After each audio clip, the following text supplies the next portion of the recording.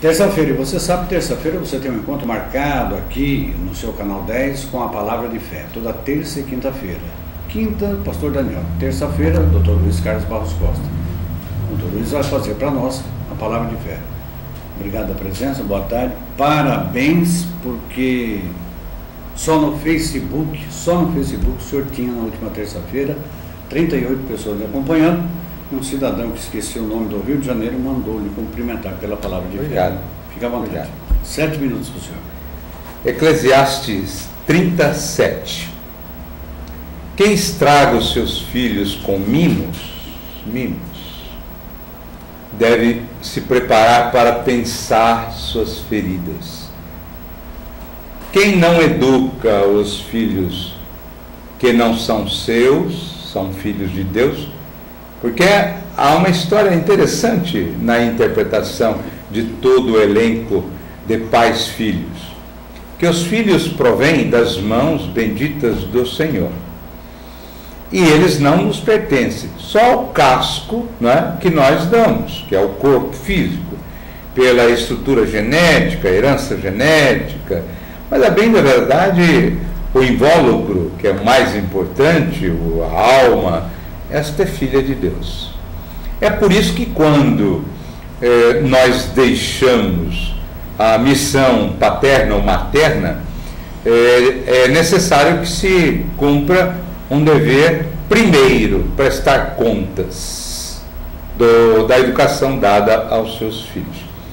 Essa frase incomoda demais, caso os pais cheguem com o julgamento maior: o que fizestes dos filhos que te confiei, que são filhos dele.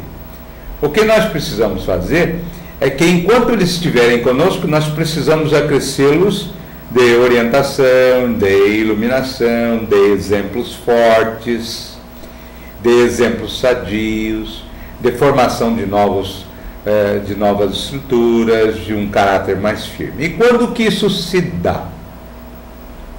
Consta que um grande conhecedor da matéria estava fazendo uma área de orientação e alguém perguntou: quando que eu devo começar a educar o meu filho? E o estudioso disse: qual a idade do seu filho? A minha idade do meu filho é 4 anos. Então volte para casa porque você está 4 anos e 9 meses atrasado. Porque desde quando o filho chega, ele já recebe a impressão dos pais na gestação.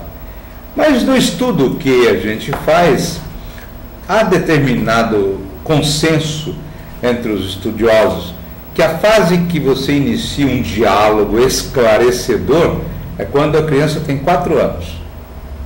Com 4 anos antes recebe condicionamento, presença em áreas importantes na religião, ele vai criando um condicionamento, vai participando daquelas estruturas.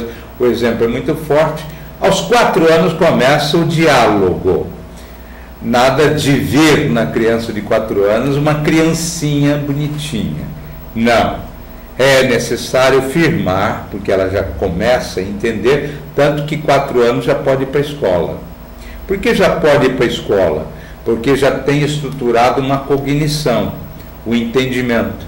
Então você tem que produzir, nesse período fértil, da gestação até os 7 anos, a educação para plasmar nesse campo branco, inteiramente forte da infância, que é um período muito próprio a consolidar estruturas novas, é que você deve marcar a sua presença. Os pais que deixam para começar a educação aos 13 anos, aos 14 anos, perderam o trem da história. Não tem mais condições de produzir nada, porque na adolescência, ou seja, marca todo o seu processo de vinculação na Terra, ele mostra o que ele é. Então, dentro desse quadro, vem a importância da presença no lar. E nós estávamos num debate esses dias, num curso que fizemos, assistindo a preleção de grandes doutores nessa área, e veio uma pergunta. Na sociedade atual, as mães e os pais estão engajados num processo de trabalho edificante. E os filhos têm uma educação terceirizada. Antigamente, os nossos pais, de uma maneira geral, a mãe, de uma maneira geral, não trabalhava, mas agora trabalha. Então, o que fazer? Veio essa pergunta. O que fazer?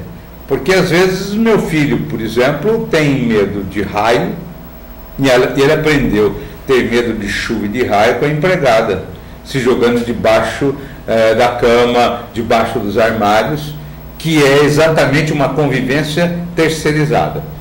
O que fazer? Aí é necessário fazer uma presença marcante. Leitura.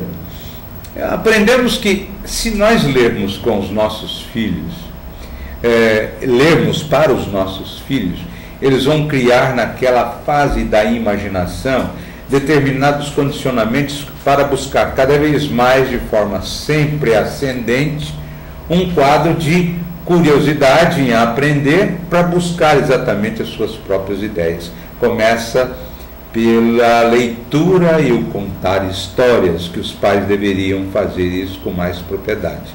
Em razão daí que nós vamos encontrar a certeza de que o melhor para as nossas vidas seria estarmos presentes num processo interiorizado de fortalecimento de fortes condicionamentos. O que marca em mim a presença de minha mãe é que ela não sabia nada. A partir do momento em que ela percebeu que eu precisava de uma educação sexual, ela pediu para alguém fazer no lugar dela. E o meu conhecimento nessa área foi fantástico, pela preocupação da minha mãe em dar a mim o melhor de si.